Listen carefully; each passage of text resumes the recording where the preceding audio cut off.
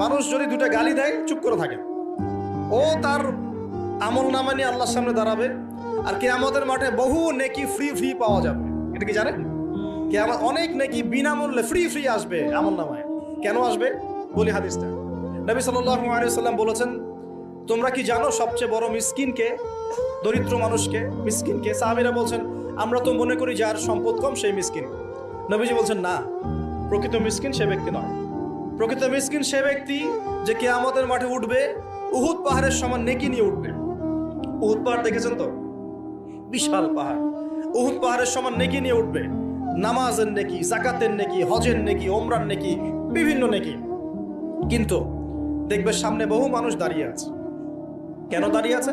কারো কাছ থেকে টাকা নিয়েছে, টাকা শোধ করে নাই, কাউকে গালি দিয়েছে, কাউকে অন্যায়ভাবে অপবাদ দিয়েছে, কাউকে আঘাত করেছে, কারো উপর জুলুম করেছে ইত্যাদি।